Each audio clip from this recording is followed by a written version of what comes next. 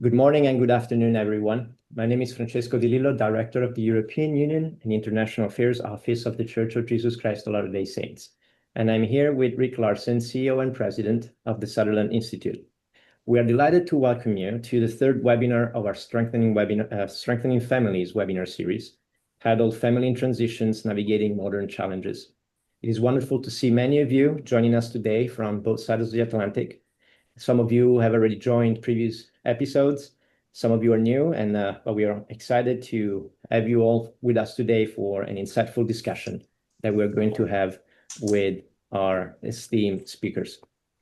This series aims to bring together experts, scholars, and practitioners from various fields to explore and share knowledge on the impact of new policies and laws on families and family dynamics. We believe that through these webinars, we can generate ideas that would contribute to the strengthening of families through effective policymaking. We would like to extend our gratitude to our speakers today for their time and efforts in preparing their presentations. We also want to thank all of you for being with us today. Rick. Thank you, Francesco. I'm Rick Larson with Sutherland Institute.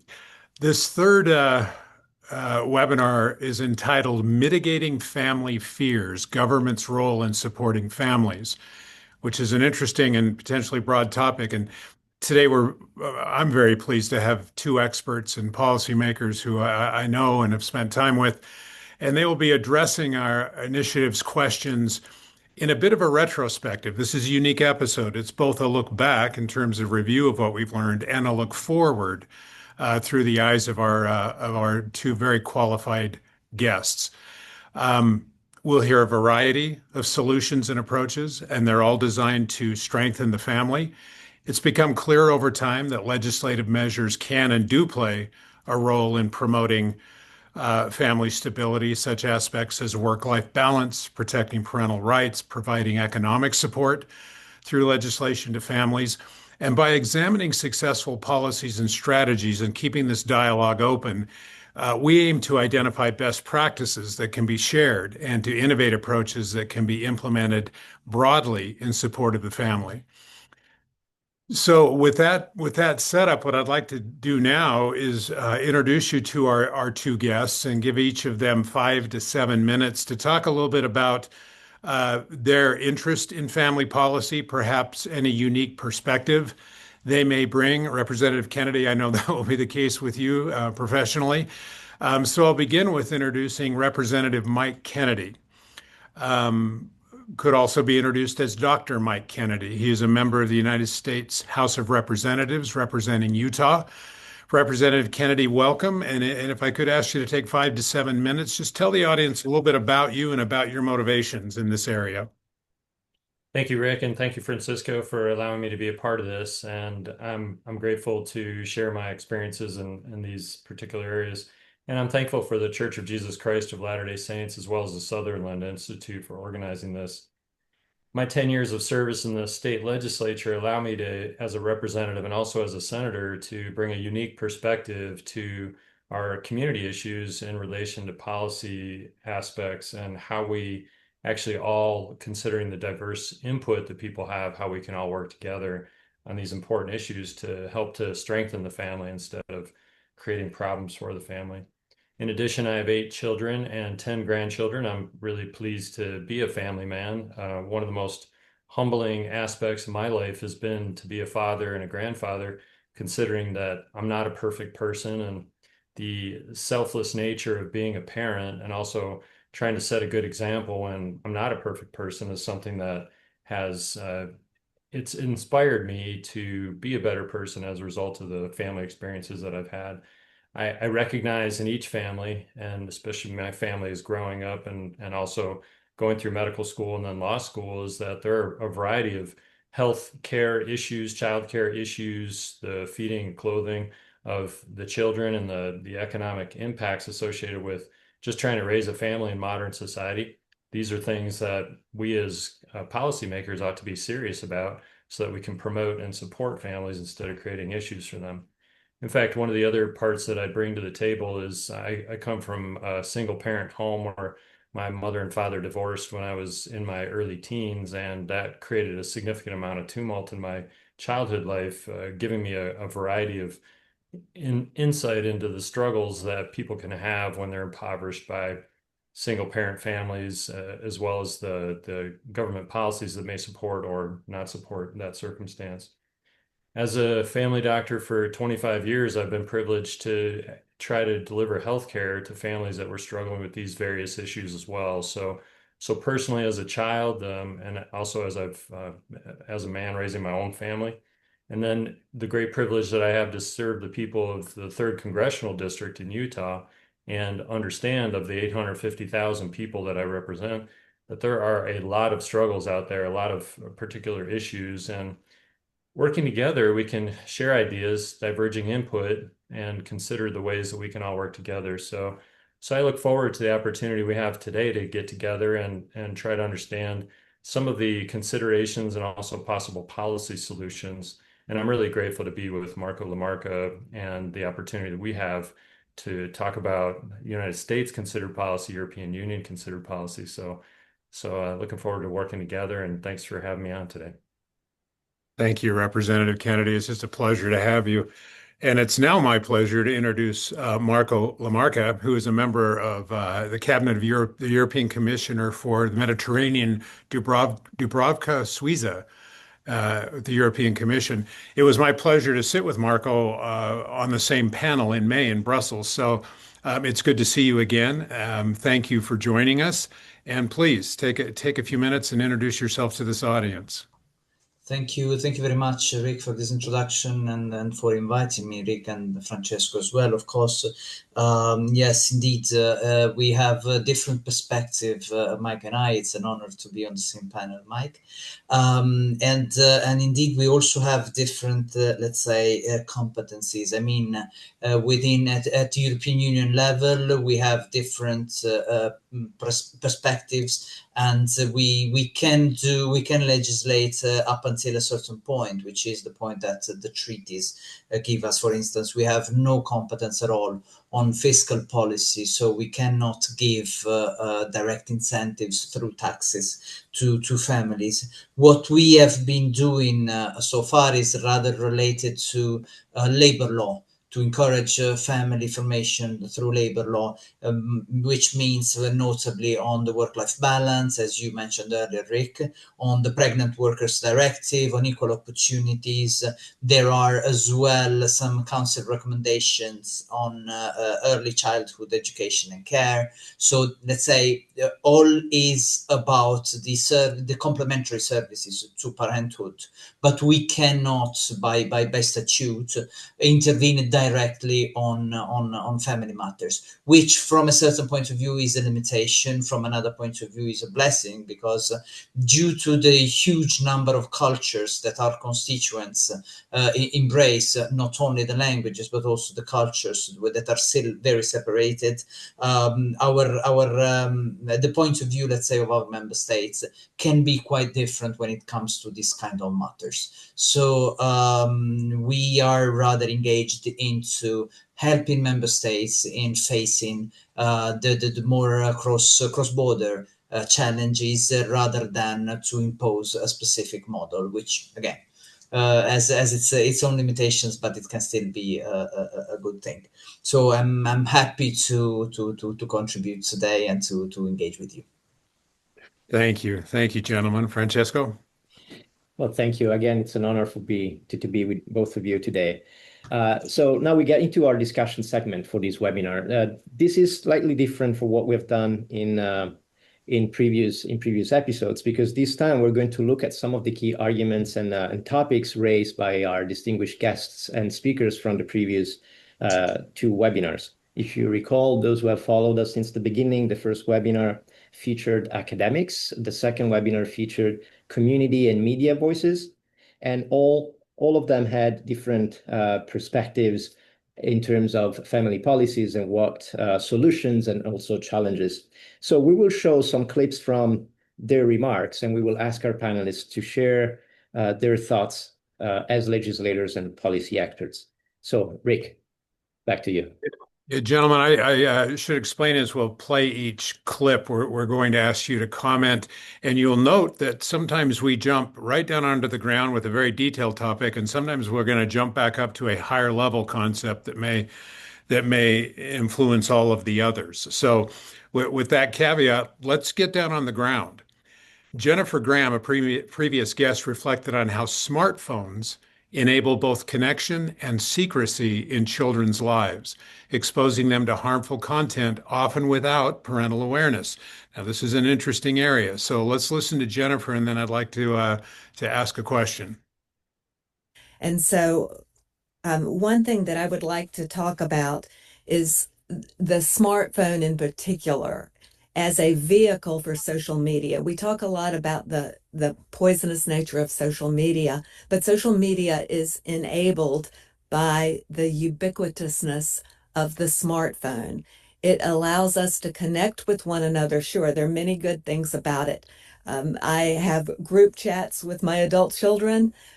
My family stays connected via the smartphone, but the smartphone has also enabled a sort of secrecy in our children's lives that was never the case before. Our children, as David referenced, spend so much time on these devices when their parents, who are very well-meaning, have no idea what they are doing, to what they are being exposed with these devices. And we see it in a certain coarsening of society, in everything from pornography, from more benign forms of pornography like OnlyFans, for example, to the language that children are being exposed to the violence they're being exposed to under our own roofs, which is kind of terrifying. And of course, this is a challenge for parents individually, but it is also a challenge for us as society. And to this point, we don't seem to be rising to the moment. Marco, let's begin with you. So there needs to be a balance between parental rights, individual responsibilities, and legislation. What role, in your opinion, should legislation play in helping parents manage this digital environment that their children are living in today? Yes, while trying to be brief, I would do a bit of philosophy around this question, Please. since it is very philosophical indeed. First of all, I would refer to the trade-off between education and control. So on one side, we are preparing our children for the future, and being over, let's say, obsessed by control of what they do, whom they see, and etc., what they talk about, and so on, would also be less, let's say, educative, less formative for themselves. While on the other side, education might not be enough. We always need to balance these two. And I would also refer to Socrates, the famous Greek philosopher, who back in his times was concerned with writing, because he thought that due to writing people would lose their memory, which is true, to a certain extent. I write down things because otherwise I forget them. But at the same time, can you imagine history from ancient Greek to now without writing? I mean, really. So we are sometimes over scared by innovation, whatever that is. And we need to, again, to find a balance between what we should regulate and what we shouldn't. Or from this point of view, I'll go I'll really speak by points. We have issued a Better Internet for Kids recommendation, trying to work also with the companies in order to ensure that balance between content proposal and let's say moderation on one side and education on the others. We have the famous GDPR, against which also the President of the United States recently spoke, because apparently it's an obstacle to transatlantic trade relations, which defines actually the age when minors can access social media or not, at least here. And in these days, it's been approved by the co-legislators here, a package on child sexual abuse, which includes, among the other things, the concept of grooming, which would be forbidden, of course, by this package. And so, although I have, let's say, I try to to do one step back and look at it from distance. Anyway, we are actively legislating in order to protect children online. Thank you. Representative Kennedy, there have been a number of efforts at the state and federal level in the U.S. What are your thoughts? I think it's important, and Marco brings up the issue associated with history, and this is not the first time humans have confronted some innovation that challenges the status quo and may put people in danger. Rather than thinking about writing, I didn't go that far back, and that's really an interesting perspective.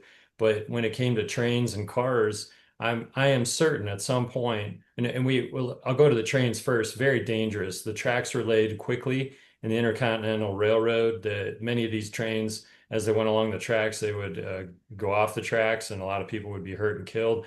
We're talking physical dangers there. But cars, I'm certain at some point, 12-year-old children, when cars first came out, that a 12-year-old child would somehow figure out that they could put the key in and get this car started or crank the front of the car. And they were driving down the roads. And at some point, society had to think carefully about what are the ways that we're going to deal with 12-year-olds that are just getting in cars and driving willy-nilly in all sorts of fashions. So the age limit was set up that in our country, in our state, particularly 16 years old is when you can drive. You have to start learning how to drive at age 15. We've created training programs.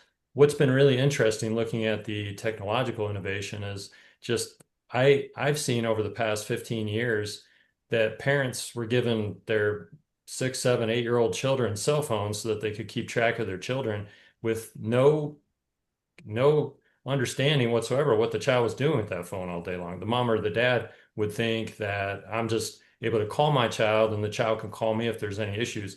But the children were realizing that there are many ways to use that phone beyond just calling mom and dad. And if mom and dad would call the child, especially if they're 15 or 16 years old, would say, oh yeah, I'm in the library, when in fact they might be in some much more nefarious place. And the parents would feel settled and the child would feel free to go ahead and do whatever they want. So in the state of Utah, and I think one of the things I'd point to in the United States of America, I think we see this in the European Union, is the laboratories of democracy. There are many different ways to approach this. The state of Utah has taken a lead on this, and the state has passed the App Store Accountability Act, which requires age verification and parental permission before a child can download an app. I support those kind of innovative efforts to give parents an opportunity to know, at least on some level, what their children are doing. Of course, there's hacks and ways around these sort of laws. We always find somebody who's going to break them, but when it comes to that, parents should be aware of what their children are doing with their, in this case, the ubiquitous phone, as was referenced by the prior speakers. So I think parental common sense. I've never been a fan of 6 and 7-year-olds having any kind of device. I think it's extremely disruptive to their normal development.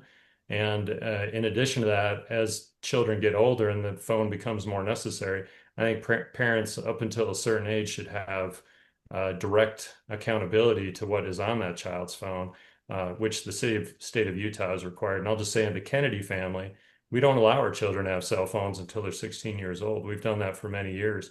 And there's a particular reason why, is that we want to make sure that the children have a chance to hear the birds, to walk around and smell the fresh air, and to go outside and run around and play like children have for millennia, instead of doom scrolling through a cell phone app and a bunch of information that may or may not be useful to them. So I think government does have some responsibility, but I think the state of Utah, the state of Nevada, New York, California, Florida, they may all have different possibilities in approaching this, and we'll do a better job when we allow a variety of innovations and then take the best practices from these different places when we find the right thing, as we did in the past with automobiles and driver's licenses.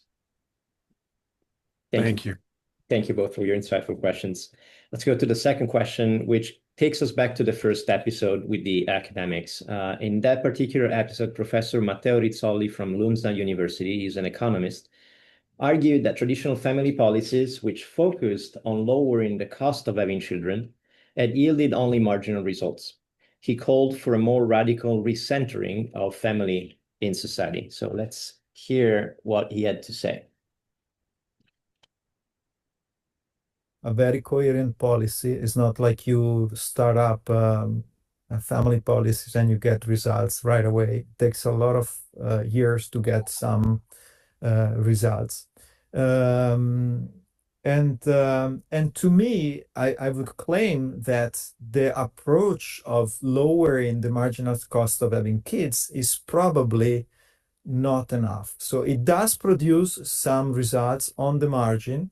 So if you put a lot of money for a long time, you might get some very marginal improvements in the fertility rates, but it's probably not enough. So we must be more creative. We must be more radical in our approach. And I think that the approach of just lowering the marginal cost of engagement shouldn't be the way forward. We have to think about how to put the family back at the center stage of society to convince people that, I mean, building families is not just cheap, it's just the best horizon for their own life. It's not just about lowering the cost of doing so. It's just making it the best possible horizon for their life.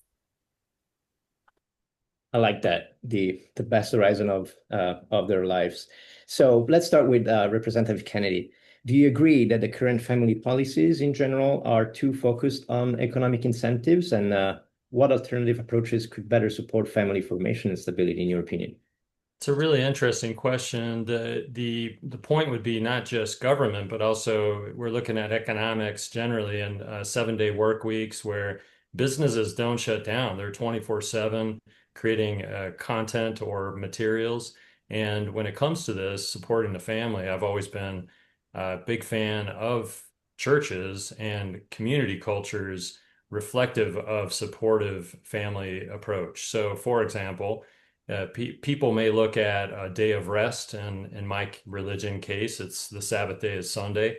It's a day to take off, but it's also a family day. It's a day that is designated that my family and I will spend time together. We talk together. We spend quiet time with ourselves. Just I write in my journal, for example, on some days, and spend a few hours at church. May go visit a few members of my neighborhood, for example.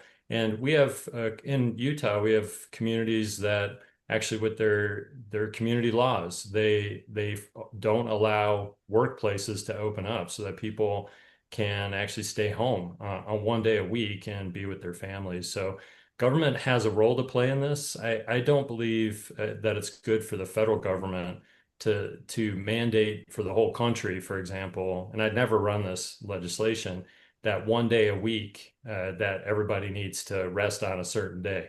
But when it comes to community cultures, when it comes to church and faith-based approaches to this, there are many, many processes that over millennia, once again, going back to thousands of years, people have been exercising this for the day of rest, as an example, on a religious basis, and that's a positive for them emotionally in a familial way and on a societal way too. So when it comes to government policies, I think we need to be careful that the government is not too heavy-handed, because I don't believe it's right for the government to set these standards, but it is something that we've seen over many years with people, that there are cultural standards that people set up. They take days off for family celebrations, like an anniversary, certainly birthdays. We have holidays, various holidays that people celebrate, many of them based on a religious connotation. And what that does is it allows families to actually be together instead of trudging off to another day at work. So, and especially as a doctor, I've had to be in working Monday through Friday, and then Saturday and Sunday I was on call. I've worked 7 days a week, and it's pretty miserable, actually. It's disruptive to families. So I think rather than creating economic incentives, the government should not force these things, but it should be supportive, light-handed, as allowing communities and cultures to develop these processes that allow people to spend time with their families, which is really important for that emotional stability. Thank you, Representative Kennedy. Marco, what's the EU approach on this matter? Yeah, well, actually, I would first like to react to what Mike was saying, because it was very, very interesting, actually. And I was rather thinking something similar last night when revising with my child. He was learning the name of the planets, and I was trying to help him, help his memory. by telling him that indeed in our mother tongue, the names of the planet and the names of the day basically coincide. I mean, there is a link between the two, where Monday moon indeed, and also with the other planets there is a link, but Sunday is very different. Because indeed, while in English it's Sunday, so the day of the greatest star, let's say, in my mother tongue, actually it comes directly from Latin. It means a day dedicated to the Lord, which indeed is a very deep cultural difference that is quite relevant. Again, also on the difference within my constituency, let's say. But I would agree as well that we really need a shift of mentality from this point of view. Let's be clear. I recently heard someone speaking about the demographic dividend like a reverse concept. You may know that the demographic dividend basically is that part of economic growth that is guaranteed by the growth of the workforce, basically. But recently I heard people talking about demographic dividend like the additional money you have in your pockets because you don't have children, which is really completely the opposite of what it was meant to be, and the opposite of what it should be, in my view. So we need to change this mentality, including reminding people that the moment when the career is taking off and the moment when you are basically fertile within your life basically coincide. And this is something where the choice shouldn't exist. This is something that can be policy driven and doesn't have anything to do with direct economic incentives or tax incentives or just giving money and making children cheaper, which is not the point. Basically, having children is a long-term engagement, and it should be like a fulfillment. It should be something completely different from what it is today. As a policymaker, and this is my last point, I also need to be careful about not only the language, but also, let's say, the way I depict this. Because there are also people that cannot biologically or really have not the possibility to have, don't have the possibility to have children. And of course, policy-wise, I cannot forget about them. I cannot treat them like they were minors or let's say with less rights than the others, of course. But that doesn't change the fact that we would need a change of mentality. Thank you, Marco. Rick, to you. What a great conversation. Thank you, both of you. Going back to technology for a moment, it's unavoidable in our lives, so let's continue to talk about it. Professor Medler-Mema, when he participated in this program, he highlighted the mental health crisis among adolescents, noting that a rise in both smartphones and AI-driven social media was contributing to increased rates of depression, anxiety, and self-harm. An interesting take on, and Representative Kennedy, let's again begin with you because you talked about societal pushback on any kind of technological innovations, even things that today don't seem like technology, but at the time seemed to threaten certain infrastructure. As you look at smartphones and AI, and from your medical perspective in particular, are these contributing to increased rates of depression and anxiety? There is a lot of research, however, that highlights that since the early 2010s, with the emergence of these new technologies, especially the iPhones, smartphones, rates of depression, anxiety, and self-harm among adolescents in the global north especially have surged. The suicide rate among 10 to 19-year-olds has increased by 48% just in the last decade. And then you add to that AI-driven social media algorithms, albeit a more recent addition to this dynamic, has also played a role in the crisis. These systems, as I note, are designed to maximize engagements by exploiting psychological vulnerabilities, keeping users hooked on endless scrolling. Studies have actually shown that constant exposure to curated online personas fosters unrealistic self-comparisons, leading to lower self-esteem and increased anxiety.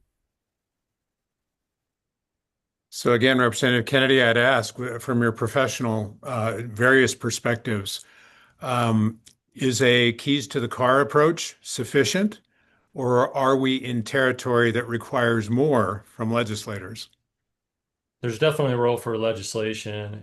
The thing that I've seen, and it's been shocking, speaking not only as was referenced that there's a lot more suicide, but I've anecdotally, as a family doctor practicing for 25 years, I've never prescribed more anxiety and depression medicines to children, 10, 12-year-old children, that in my career, in my 25 years of doing this, than I have in the past 5 years. COVID had a lot to do with that. And I'll point to various COVID policies. When we close down churches, when we close down schools, when we isolate children, when parents were terrified of their child's sneeze or stuffy nose, and the parent was running from the child for fear that they would get the deadly disease COVID, which in most cases for children would not translate into anything more than a cold, but for the parent who may have immunocompromisation or some kind of cancer chemotherapy going on, that in that case that the parent could have a devastating effect associated with COVID. We translated that into a great deal of child mental health challenges, and I'm sad to say that was a lot of that wasn't COVID directly. It was actually the society's response to COVID, and as a result, I saw child after child coming in overwhelming anxiety, couldn't sleep. They were fearful of many different things that children only in war zones would have to deal with, and that's the fear of imminent death on a regular basis. These children were confronted by schools and society that were shutting down as a result of death. Death was talked about, doom scrolling and death were talked about routinely. So COVID, and in the case of the smartphone, there's been a great deal of distress created by children, created by society for children to deal with. And if we look to the algorithms that are constantly showing happy people doing amazing things, happy, beautiful people that nobody can ever match up to, I can only imagine as a older middle-aged man, how terrible it must be to try to live up to what you see on the cell phone that your friends are doing, and the fear of missing out, and the fact that you'll never look as good or be as happy as these people that you see on your social media feed. And yeah, who wouldn't be depressed about that? The fact that I didn't, in my day, I didn't have the Jordache jeans that I couldn't afford. I couldn't go to school in the fanciest clothes. And there's comparison that goes on with these, especially pubescent children, and it creates a great deal of distress. So there is a role for government to play when it comes to algorithms and the artificial intelligence that can enhance how people look and do deep fakes, the sextortion that's going on with the children, the abuse and fact that people that are adults will engage with children as if they're children, and subsequently mentally disrupt those children and then create problems for them, serious problems.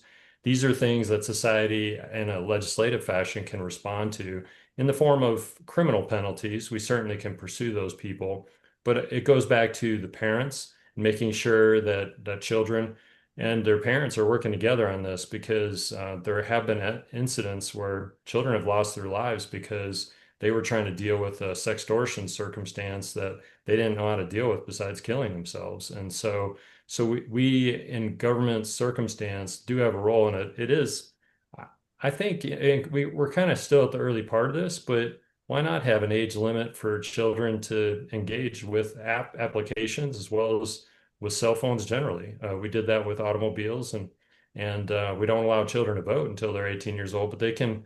I mean, right now, any child with a smartphone can look up how to commit suicide, and it will give accurate information on that cell phone on how to kill yourself. So the information of the world is on the phones, and I believe that there is a role for government regulation to constrain the amount of information that we're feeding to these children, and to hold these technology companies responsible on some level for the kind of content that they'll feed to our 12, 13, 15-year-old children. Thank you. Marco, this is a very serious look at a very complex topic. What are you seeing? Yeah, not earlier than last week, President Macron, the French president, came up with a proposal to ban smartphones for children below, I think, 14 or 16.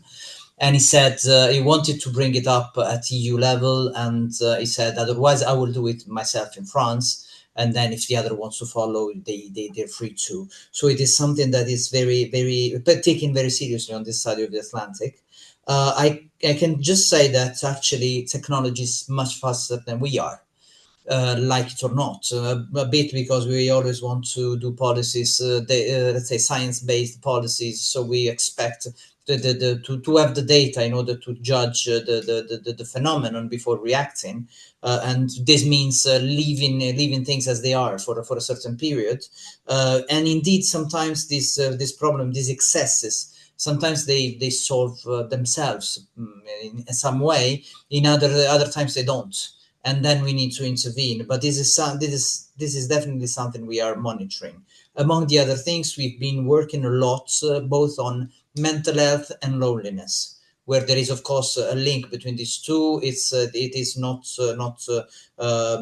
they don't overlap completely.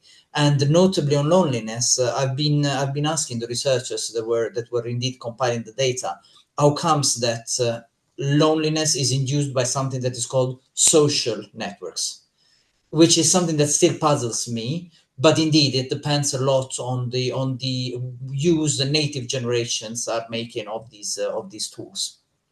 And we are monitoring, and we're ready to intervene as soon as we detect either signs of something that is going wrong and something that can effectively work, which is what matters. Thank you. Thank you. Let's bring back the conversation on some of the on the topic of income support. Now, this was Dr. Angela Rashidi again from the academic panel, and while she's giving an example which is very U.S. specific, I think that the concept and the principle applies well also in the European context. So Dr. Rashidi examined the tension between income support programs like SNAP and the Earned Income Tax Credit in the US, noting how these systems had sometimes discouraged marriage and two-parents households. So let's see from her, how's that? When you think about these two programs, the inherent tension, however, is that by providing income support in this way, on the SNAP side, it can undermine employment because assistance provided through SNAP can replace the need for work when income support is coming from the government. But on the other side, the Earned Income Tax Credit is only available to working families. And so the kind of the requirement for households to navigate these two different programs that have these competing interests can be very challenging. And in the same respect, it can have effects on the formation of two-parent families in terms of as income increases in a household, they either see a reduction in their benefits or they can become not eligible for these programs at all, meaning that if a single mother, for example, decides to get married, the income from that second person can actually make that household ineligible for these benefit programs, and therefore that can disincentivize marriage and disincentivize partner formation. Let's start again with Representative Kennedy, and then let's hear from Marco. Thanks. This is an important topic, and as a child, so I've already mentioned the family circumstance, and at the time my parents divorced, our economic circumstances weren't great, and they got even worse as a result of two households, one income, and so on. I went on to free school lunch and also church welfare benefits. And in fact, our church welfare was contingent on some sort of service. We had to go to the church and pick weeds out in the front of the church. We had to go and clean the baseboards or vacuum the hallways of the church. And in addition to that, I started cutting grass and raking leaves as a 12-year-old child to earn money so I could buy those Jordache jeans, which actually I don't think I ever bought because they were just too expensive. But when it came to that, work has been a real blessing to me in my life as a child, starting at age 12 years old, where I would walk from my middle school down to work and then walk around cutting grass for four separate lawns, each separated by a distance. And I doing those four lawns, each taking about an hour, it would probably take me a total of 6 hours to do this. And I would do that once a week, and it hardened me. It made me stronger. I actually developed strength and determination to do things. So I have carried that forward, going to medical school and law school, having the children. And I'll just say being in Congress is hard, but actually being a doctor is way more difficult. So I've taken on an easier job being in the United States Congress, but work is a benefit. In fact, I have put that into policy in the form of SNAP benefits, which are traditionally called food stamps. Is we have a work requirement in a bill currently working its way through the United States legislature, is if you're going to receive food stamp benefits, that you need to work or try to find work if you're able-bodied working age adult without dependents. So there are exceptions to that. If a mother has a 3-year-old child, we're not going to require her to go out and get a job. But if there are many people receiving SNAP benefits now that are able-bodied, and it's a benefit for them to go out and find work, or to at least try to find work. And we're also doing that in the case of Medicaid, which there are a lot of people opposed to this, but if you're able-bodied, working age adult without dependents, that if you're going to receive Medicaid benefits, you need to go out for 20 hours a week and try to find a job. This is not a punitive measure. It's actually a pairing of societal benefits in the form of Medicaid or SNAP benefits that are contingent on some effort on the person's personal level to, on some level, earn those benefits. And what I know from my own experience, is that as people work, they'll gain confidence, they build their self-esteem, they grow their family economy. And as a result of that, they get off Medicaid, they get off food stamps, which is good for the government and frankly, even better for the individual and their family. So I believe that when we move these policies forward, we should be thoughtful about pairing responsibility associated with government benefits so that people do not become entirely dependent on government blandishments. Representative Kennedy, before giving the word to Marco, just a question for clarification. The requirement to work for those who are able to work and have within the circumstances to work, is this a current requirement, or is a proposal that is going through approval or consideration? It's a proposal. Right now, Medicaid and SNAP are merely contingent on economic status. So there is no requirement. These are proposals that are working through the reconciliation package that the legislature right now is confronting, but there is no requirement to work for SNAP or Medicaid at this point. Thank you. Marco. Yes, we have much less competence on this. This is not something we can intervene, at least institutionally. Of course, what the speaker was referring to is known in the literature as poverty trap. The textbook case is, when you give unemployment benefits, for instance, and there is a small difference between what a person can get as an employment benefit and what can get as a salary. They might even prefer not to work and not to have stress, not to wake up early in the morning, etc. So that is something that indeed is included in the design of policies. From an EU perspective, so it is something that it has to be in the mind of those who design such benefits. From the EU perspective, there is nothing like that. I know that some individual members of the European Parliament are talking about proposing a large families card, but I don't know the details of this proposal. You may know that the European Parliament doesn't have really the power of legislative initiative, so such individual initiatives may even die within the Parliament, and so we may never know what they meant. Thank you, Marco. Rick, to you. Yeah, thank you. Moving forward to past commentary. David Quinn critiqued the current childcare policy approach, stating that it overly emphasizes daycare and limited parental choice in how their children are cared for. Let's listen to that.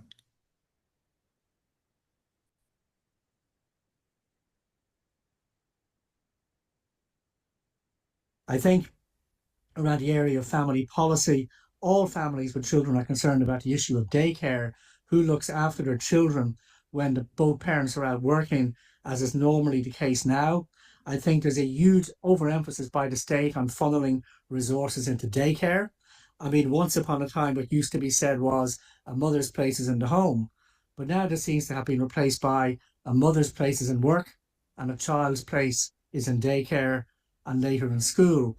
And so not enough government policy, it seems to me, is being directed towards helping parents make the childcare choice they want to make, whether that be daycare or whether it be looking after their children at home themselves, or perhaps getting a nanny or another family member to do so. So it seems to me that government childcare policy is not pro-choice in the proper sense of that term.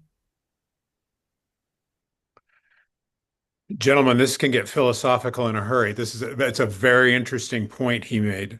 Representative Kennedy, is it government's role to provide a choice? And if they're providing only one option, is that a choice? How do you respond to this? Very difficult area. I routinely, as a doctor, would talk to my patients, the parents of my child patients. So I would have a 6-month-old or a 2-year-old in for a well child visit, and the mom, usually the mom, but sometimes the mom and the dad, or just the dad, or whatever it was. We would talk about the nature of childcare and what it was like, and I would reaffirm a fact that I've never really heard anybody else describe it this way, but genetically, we know that a child that's biological, and of course there's adoptive children and so on, and I'll certainly acknowledge that, but if a biological child is accompanied by a parent, that parent is 50% of what that child is. There's nobody on the planet that understands that child better than the mom and the dad that actually genetically contributed to making that child. And so I would, in the overwhelming circumstance of raising a child, which I've had a number of them myself, it's a daunting task to try to not just have a long experience of raising children, but a lifetime. As long as that child is alive and as long as I'm alive,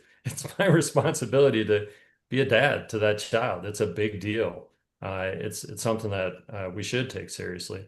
And I would reaffirm to the parents that there's nobody better suited to do that than them. So when it comes to daycare, and I have worried that we'll institutionalize these children as soon as they're 6 months old, 6 months all the way through pre-kindergarten and then public school up till they're 18 years old, and then we ensconce them in institutions we call college, and that child will be institutionalized until they're 22 years old. And I don't know that that's the best way to raise children. I think once again, going back to the moms and the dads being completely capable of taking care of that child better than anybody else is, I think our systems have sometimes encouraged parents to be intimidated by the ability that they have to take care of the child.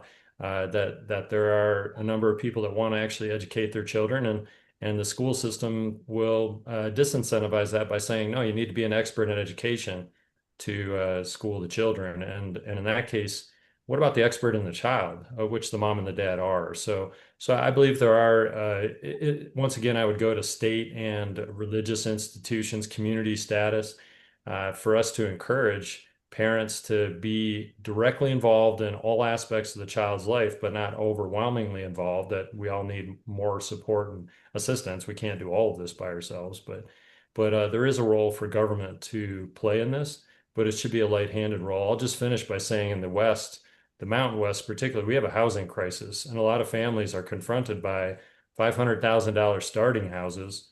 And as a result, both parents need to work so that they can do that. There needs to be robust childcare opportunities available, but the childcare should also be directly involving the parents wherever it can. The schooling also should directly involve the parents, and that the systems should not put a stiff arm out and push the parents out, but should welcome the parents in. And in fact, I've talked to school teachers.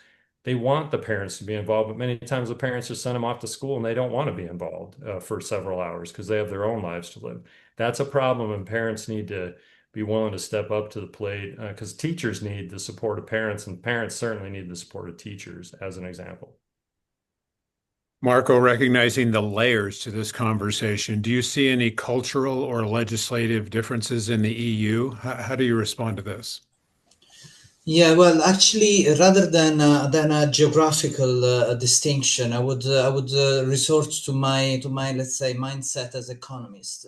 Once I was reading I was reading two economists that were debating exactly around this topic, And one of them really won, in my view. I mean, persuaded me when he said, actually, whether children should stay at home with their parents or should be institutionalized does not depend on. It's not something that you should prejudge, say in advance. Let's say from the ivory tower of the legislator, but it rather depends on what the parents are offering.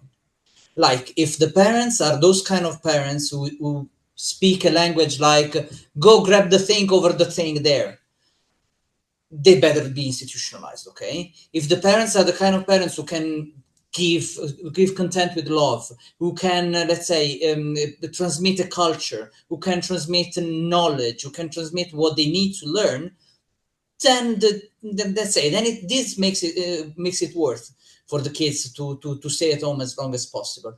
Unfortunately, what usually happens is that these latter parents are the ones who earn more.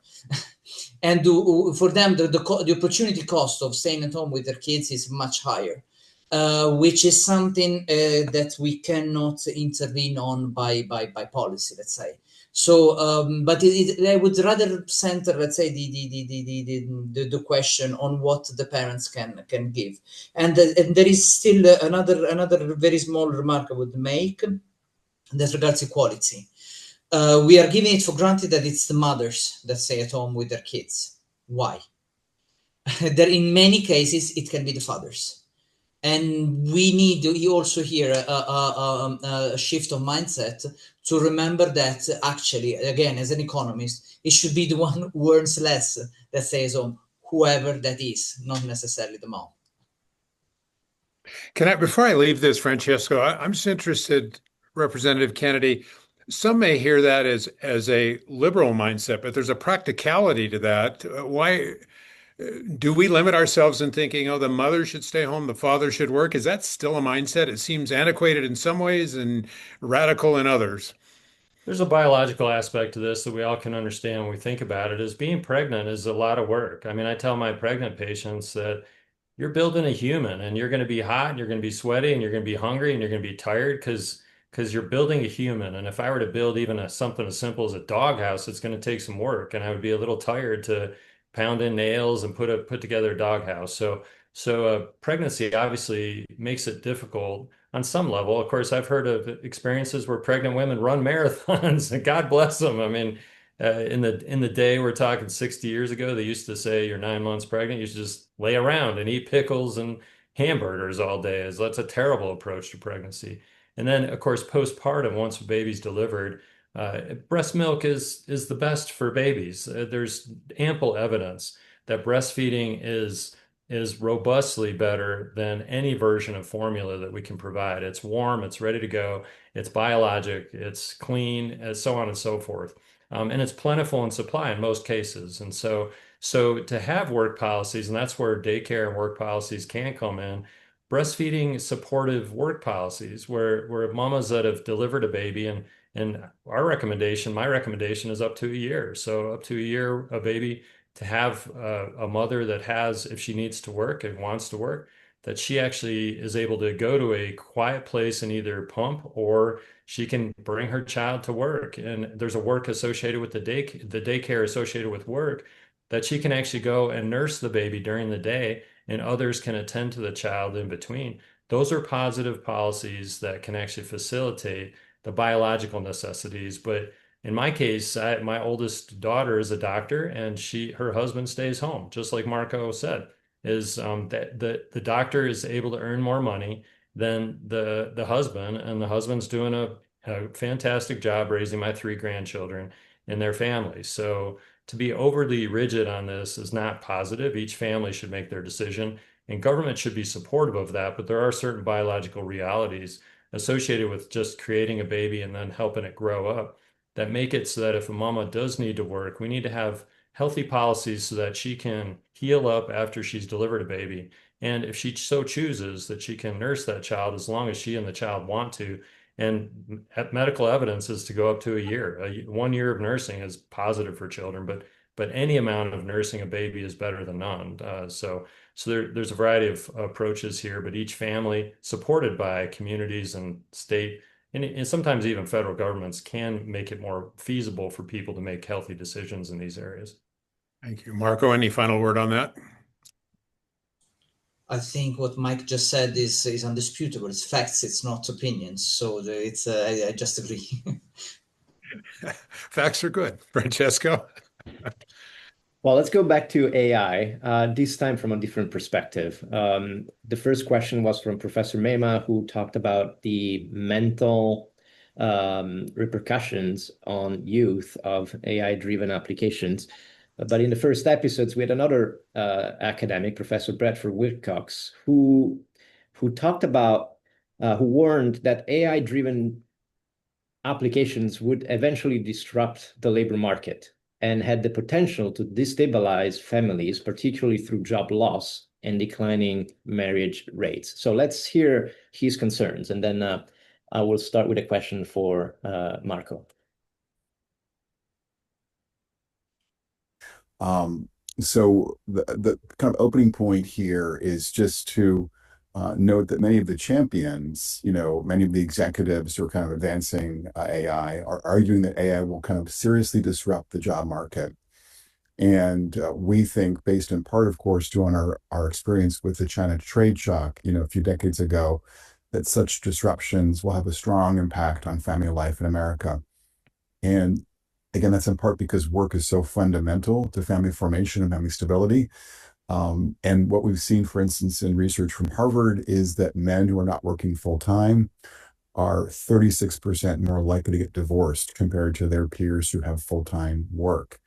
And so if AI is going to be kind of entering into the contemporary economy and being disruptive, we think that will be kind of consequential in clear ways. And our concern here as we go forward with AI, that AI's ability to kind of hollow out white collar work will lead to many American adults kind of losing their jobs or losing, access to higher paying and higher quality jobs, and that they too will then face, down the road, lower rates of marriage and lower rates of family formation as a consequence of this economic shift.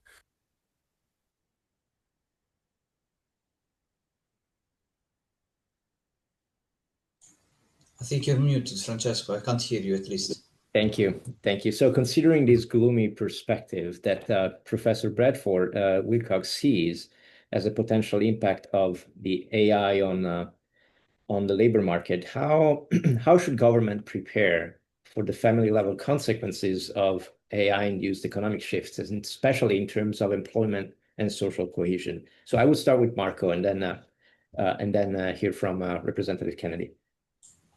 Yes, I'll try to be brief, because indeed this could be discussed over many hours. Let's say what the speaker was referring to is just one possible scenario. It's not necessarily going this way. I referred to also earlier to the fact that we try to have policies based on data, based on scientific evidence. So as far as such outcomes do not materialize, we cannot really prepare. Of course, we are trying to ensure that the skills of workers are such that they are rather users of technology rather than replaced by technology. But for some professions that won't be possible, and we are also looking at expanding, let's say, the plethora of jobs that can be available. But there is not really anything. There's nothing we can do really to prevent such a gloomy scenario from happening. This being said, the European Union has been the first constituency in the world to issue an AI Act that is rather trying to influence the way AI is trained and used, possibly also with a view to preventing such scenarios from becoming true. Thank you, Marco. Representative Kennedy. Considering the past is prologue for the future, I believe artificial intelligence, we should embrace it and not be fearful of it, although we should be thoughtful about it. The idea, for example, that it's better to have a human in a car manufacturing plant doing the same mechanical activity of putting a bolt on an engine over and over for 40 years of their career. We could do that, but we can also have robots do that. So what happens to that employee once they are not shredding? Seriously, I've seen people working in those factories. I was trained medically in Michigan. Many people worked in those kind of factories. Their shoulders and their backs were ruined as a result of that activity. And what if there was the ability that we have, and we do have that, to have robots do that? We're seeing it in fast food restaurants right now, that there's kiosks where people can punch in instead of going to the front with some kid who may not even understand what you've just said and put in the order wrong. You can punch in your order and pay at the kiosk and then just go up and get your food instead of having a human interaction there. And I'll point to an area that I know well, and that's healthcare. For anybody that's listening, call your doctor today and see if you can get an appointment today. And the answer is you likely can't. If you have a relationship with your doctor, as a primary care provider myself, we tried to get everybody in on the day of their phone call or the next day, but it's really difficult when I can see 20 or 25 people a day. With artificial intelligence and the opportunity to speed up a doctor, and I can describe how that could work, what if a doctor easily could see 60 people a day in a high quality fashion because artificial intelligence, along with an army of medical assistants, and this is where it becomes interesting, is we always need people to do these things. Until robots can make hamburgers, until robots can actually deliver healthcare and listen to somebody's heart and look in their ear and their eyes and do the analysis, which I think we are still far, far away technologically from those kind of possibilities, but they may come. I'm a science fiction fan, and I think we've made great progress. But the reality is if a doctor could easily see 60 patients a day and everybody could see their doctor and they could have a strong long-term relationship with their doctor, so here's the point, is I spend hours every day listening to people tell me their stories about why they came in. What if artificial intelligence could listen to that story and create a document that is not full of nonsensical information that I don't need, that patients invariably give me? I ask them, tell me about your pain, and they start telling me about they were driving Aunt Sally's and they started this pain and it was 5 days ago and they were wearing a red dress and they were driving and somebody was kind of driving in front of them too slow and it made them mad. They're telling me all these details I don't need. What if a robot or a computer could listen to these details and sift out the stuff I don't need and give me the information that I do need, so that when I walk in, I've got all the information that I need to make a clinical decision, and I can do that accurately in 7 minutes instead of in a 25-minute visit. And subsequently, I'm seeing 6 or 8 people an hour instead of 3 or 4. And as a result of that, people can get in and see their doctor. Wow, that's a great opportunity. But we need somebody to check your blood pressure. We need somebody to check your pulse. We need somebody to put a hand on your arm and help you into the exam room. There's a human aspect to this that is invariably necessary. I'll finish just by saying that myself especially, as a guy who spent a lot of years in school, we need to support technical education. We need electricians. We need plumbers. We need people that go to technical college. We need truck drivers, at least for a time, until we have autonomous trucks. And in this case, there are many kids stuck in school. They don't want to be, and they're learning about graphing. They don't want to graph a sentence. They don't want to read the book 1984 of Mice and Men or whatever classic book in English. They want to actually build houses, and they want to go out and string electric wires. They want to go survey the land and create things through welding. And we should support those kids in technical education, because as of yet, I don't see possibilities for robots to put up electric transmission lines or plumbing. Somebody with a plugged sink, I don't see a robot being able to unplug a sink like a plumber would do. So for those children who want to do those sort of things in school, we need to support technical education. And actually, I've opened a bill file that Pell Grants could apply to technical education as well as academic education in an average institution. That's a policy shift that actually would give due deference to many of these necessary jobs like electricians that we need, that we've not done a great job over the past 30 years encouraging those children to go into. And we don't have enough electricians and plumbers right now. Those people have great careers. They do really important work, and we need to give due deference to those kind of careers as well, which has very little to do often with artificial intelligence.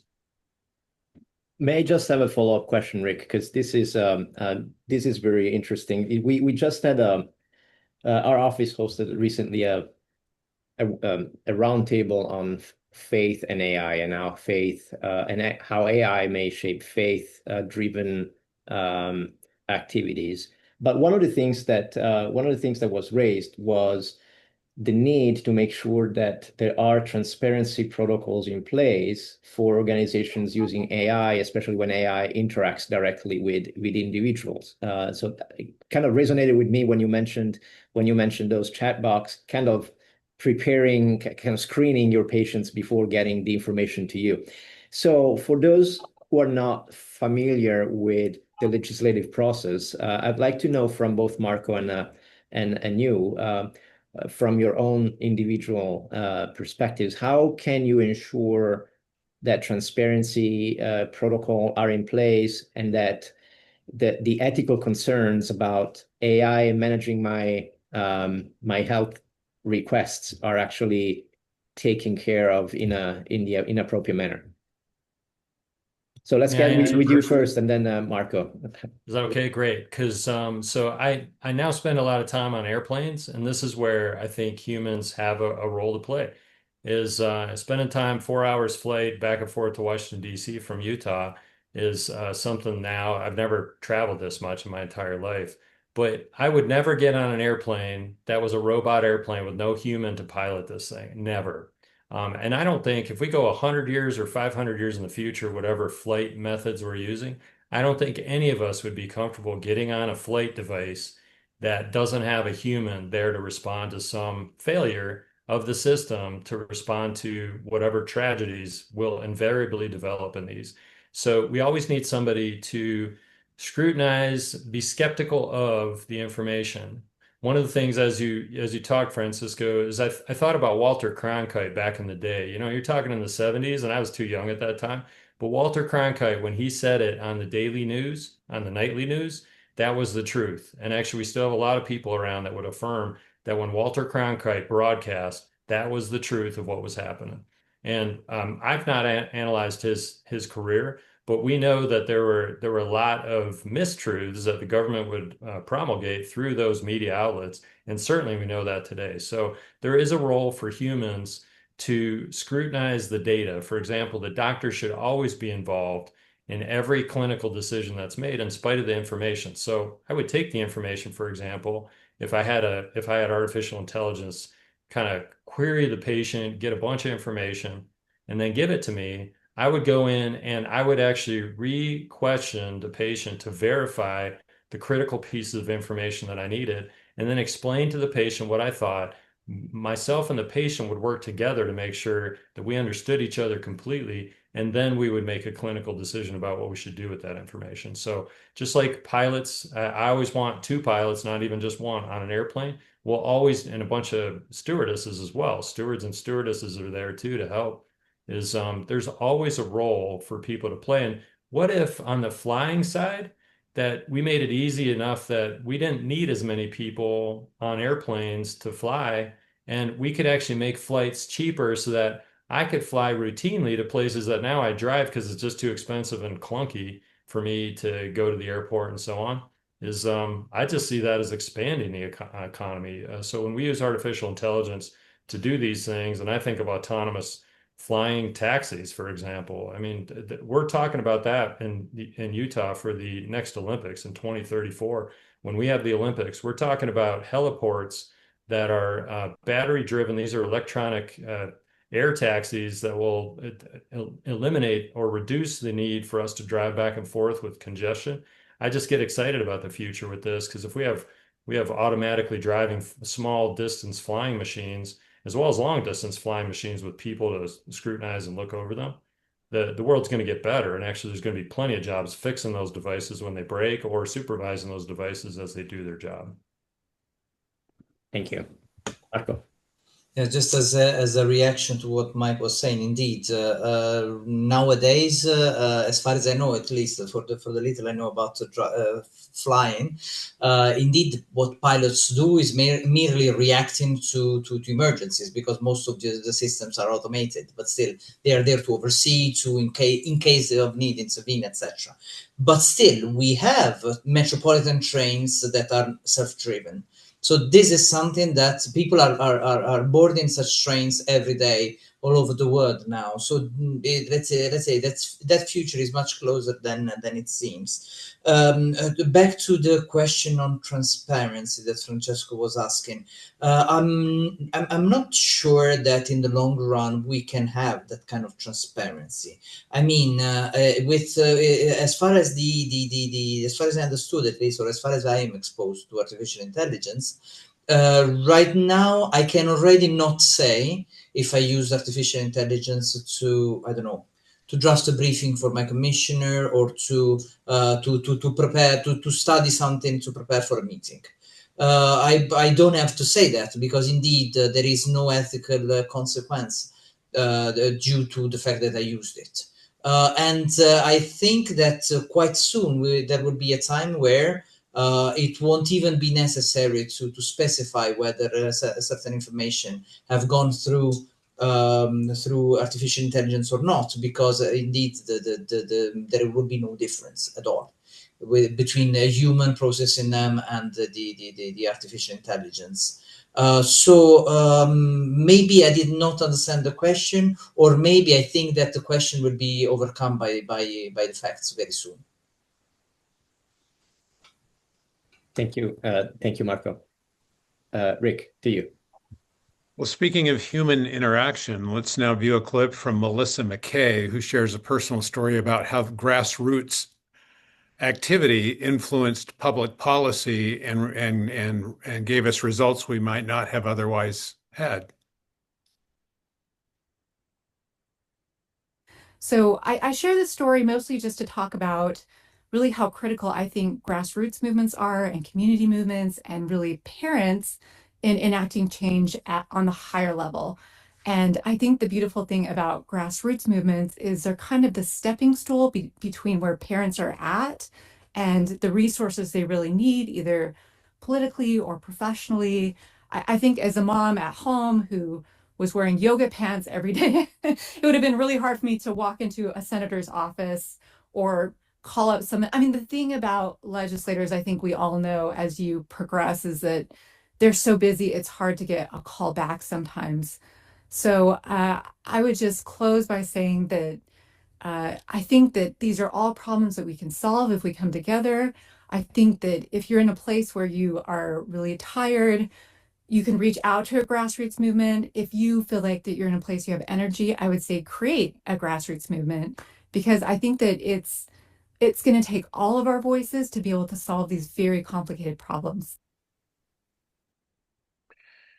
Representative Kennedy, there are groups advocating for all sorts of things, as you have no doubt become immersed in. Is there a special role for advocacy in the area of family policy, and how can legislators facilitate that? Definitely a role there. I've got a group that comes to mind, Moms for America, that has just cropped up in the past few years, that they become a presence that was on the state legislative side, and I've heard from them on the federal side as well once I left the state legislature to go to the United States Congress. And so there's a role to play. The constitutional right for us to affiliate with one another and organize and petition our government for redress of grievances is how it's described in the Constitution. That is as old as the Constitution, and frankly, as old as the Magna Carta. And if you go back before that, is that people have been organizing to promote various agendas for many years, and I'm entirely supportive of that. What I think your speaker was talking about is the fact that many times legislative leaders aren't really interested in attending to those grassroots movements, and I disagree with that. I want to be with my people. I want to understand where they're coming from, even the ones that don't like me at all. I'll even say the ones that hate me. I mean, I've had violence expressed against me, including death threats. My house has been vandalized. With the recent assassination It's 2 assassinations in Minnesota, and then 2 Jewish children, young people, 30-year-old people, were assassinated just a mile from where I was at the United States Capitol just 3 weeks ago as they walked out of a museum, the Jewish Museum in Washington, D.C.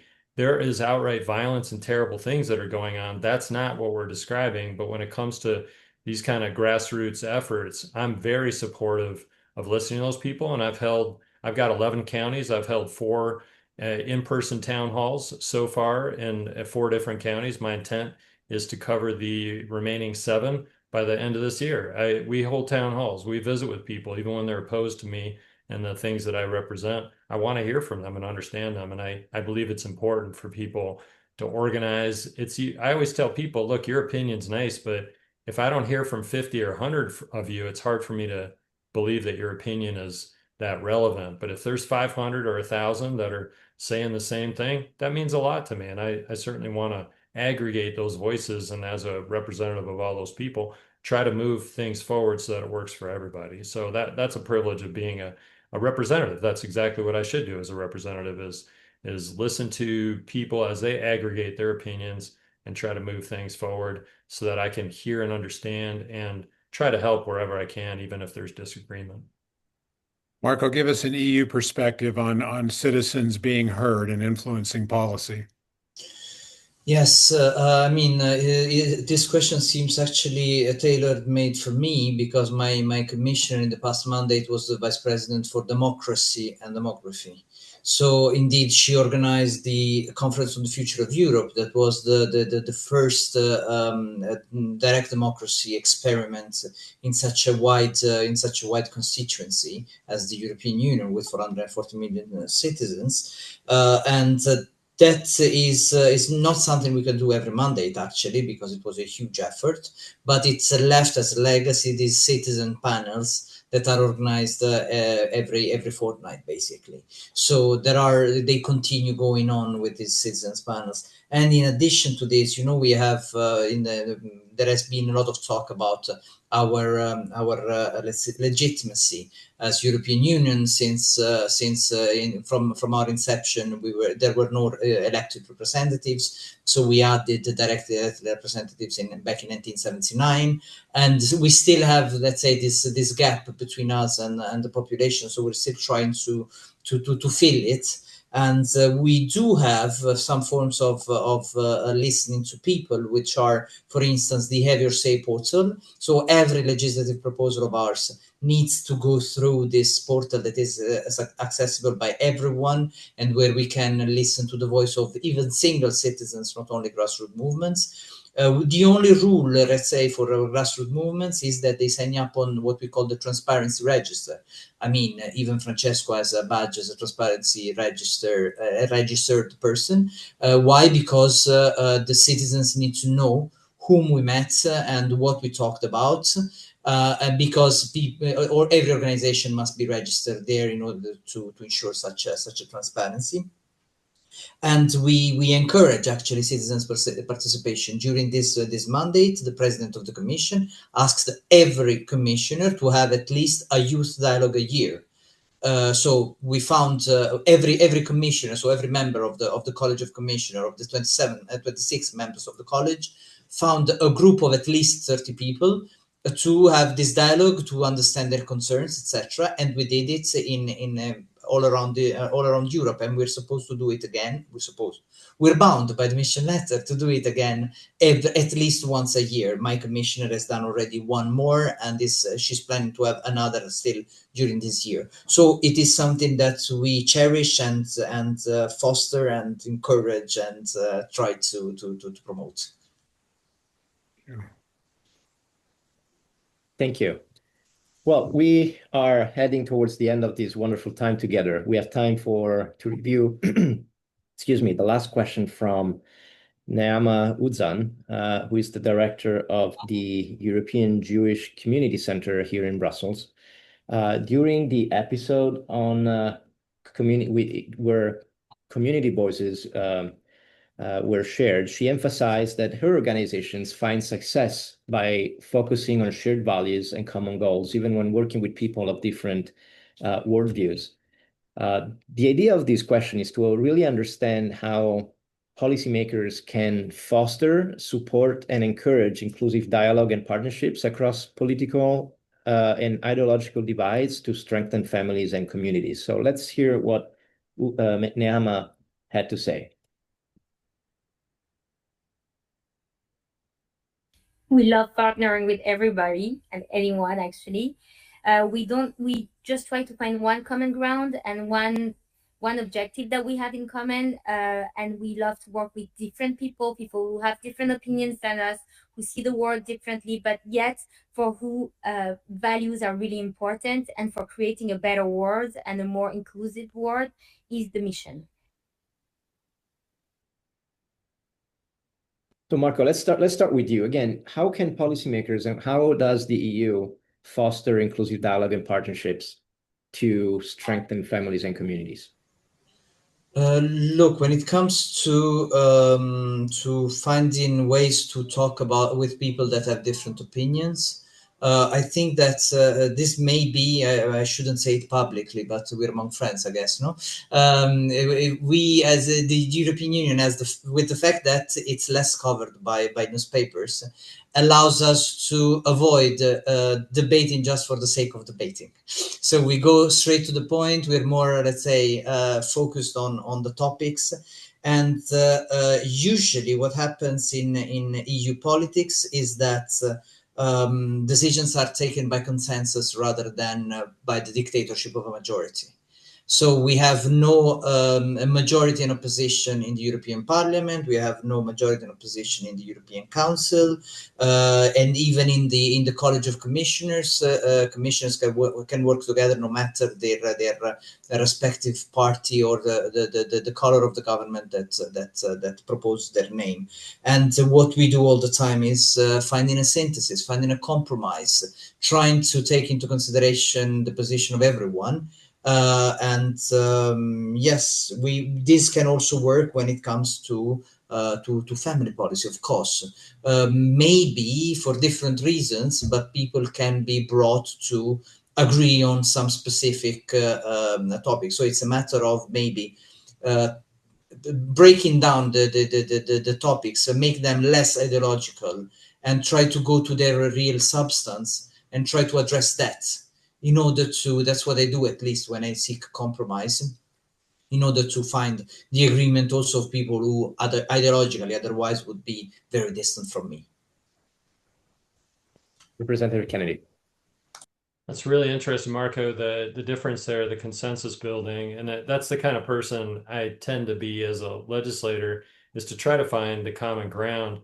The rule of the majority, though, in the United States Congress, the Senate and the House, is it's very deeply ensconced in our American politic process, is when the majority takes over. That's why these elections are so intense.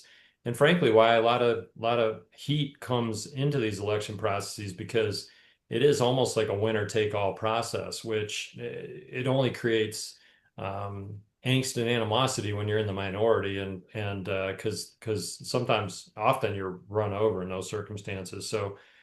So I like to build a consensus, and in fact, just last week, I was promoting a bill with a couple of my Democrat colleagues.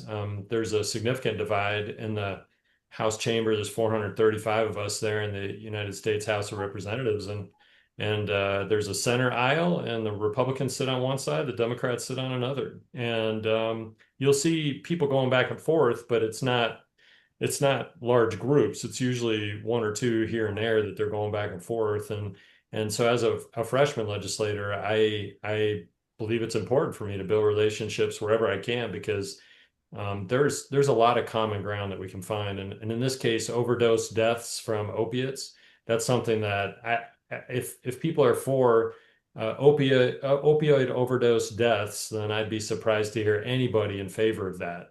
There's nobody I know that's in favor of that. So anything we can do to reduce overdose deaths is going to be a positive. And my bill actually does something to help with that. So I went to some of my Democrat colleagues who I've just kind of barely known, but I talked to them briefly about my bill. One of them started to criticize a vote that we were making that day to do a certain thing with taking back money from something that she liked. And I said, her name's Julie. And I said, Julie, I'm not here to talk about that. We could fight about that another time, I guess, if you want to. I'm just here to talk to you about reducing opioid overdose deaths. And this is the bill. I'd love to have you sign up for it if you thought you wanted to. And if you don't want to, then I respect that. And so I was trying to build a relationship instead of on disagreement, but on agreement. And I think that's important, even though I'm in the majority right now in the United States Congress, that effort to reach out is something that can help all of us, I think, work a little more positively on some of these very controversial issues that we have to deal with. So, and that goes to my constituents as well, is I am open and willing to listen. I'll say honestly to anybody listening to this broadcast is I need people that are similarly, because when I show up to a room of 300 people, which I did a couple months ago, and all they do is boo and yell and swear and hold up middle fingers and signs, and it was hard for me and Congresswoman Malloy to even talk in that room. I'm not going to engage with that kind of nonsense. I have 8 children. I know what shenanigans look like. And if that's how people want to engage with me, then I'm not going to be able to listen. We're not going to be able to talk to one another if we're just yelling at each other. That goes for me to them and them to me. So this needs to be a two-way street, because for us to understand each other, we both need to communicate in the form of listening and speaking. But I found in today's society, in the United States at least, there are many people, they don't want to listen to one word from the other side. All they want to do is squelch and defeat the other side, and it's gotten even to violence on some level. And I think that's entirely inappropriate. We should think about, talk about, try to reason with one another and find the common ground where we can. And if we end up disagreeing anyways, we can do that in a non-disagreeable fashion. And I'm committed to that. But I'm afraid even in the state of Utah, which is a very nice, good place full of good people, there's still people that they just feel like shouting and swearing are the best ways to promote ideas instead of talking reasonably with one another about the things and trying to understand each other. But I'm committed in my public service to making sure that I listen and understand, with an understanding that if people aren't going to give me that due credit of a willingness to listen, and I'll listen to them, then it's hard for me to engage with those people. Thank you, Representative Kennedy. Actually, Rick, before, I just wanted to comment on and follow up on what Representative Kennedy just said, the importance of stay civil, not only because it is one of the key messages that our church leaders, leaders of the Church of Jesus Christ Latter-day Saints, encourage their members to engage with with elected officials, but to do so in a civil manner. So I think this is a principle that I would like to underline, but also it's something that Melissa McKay shared during the webinar. When we invited her because of her personal story on how to engage with elected officials, and that was one of the points that she made. She said that it was intimidating at first to approach an elected officials, but she realized that when she does that in a civil manner, she finds that officials are actually keen to hear and to listen. So I just wanted to underline this for those who are attending this webinar and are considering or thinking to engage with policymakers in the future, just to keep that in mind, because I think it's one of those principles that open doors and keep this dialogue productive and civil. Rick, to you. Yeah, to kind of wrap this up, and gentlemen, I'll give you a moment if there are any closing thoughts. Representative Kennedy, I think you put a nice closing tone on this conversation. This ongoing dialogue we have, which, by the way, will conclude with another session in Salt Lake City in November, and then a final webinar episode in January. I would encourage everyone who is perhaps joining for the first time or has seen the whole series to stay with us, because there's a reason we're spending this time. We are trying to bring civil dialogue to a very interesting area of public policy. Representative Kennedy, you mentioned, and I've heard you mention this, Marco, there are certain policy areas where there's agreement. No one wants people dying of opioid overdoses. There are certain things that we can all look at, and any person of goodwill can say, oh, we agree on that. Those involved in the area of policy that impacts family formation and stability are feeling a bit of a shift where you could easily get the impression that the family is under attack. Certainly in social media, families are denigrated. The idea of being a parent is dismissed as secondary to so many other important things you could be doing in the world. There is a feeling that the family is being denigrated, and that's of concern to us at Sutherland because we view from the founding forward that the family as an institution is one of the most critical formative unit in society. In fact, perhaps the most critical, because it is around the kitchen table that we have conversations that inform the next generation of citizens. And whether we leave that next generation afraid, fearful, critical, and uninformed largely falls upon parents. Now, we can ask schools to do a better job, but we become critical of schools as an institution. We can ask communities of faith to do that job, and I'd suggest they're doing a better job than some other institutions, and yet those communities too are falling in numbers. So there's a reason to have these conversations. And there's a reason to bring a focus onto being a parent and forming a family. Being a parent has never been easy. Whether it's more difficult today than it's ever been is a topic of debate we could have at another time. But I think it's clear there are methods of negative influence facing parents today that didn't exist in years gone by. Perhaps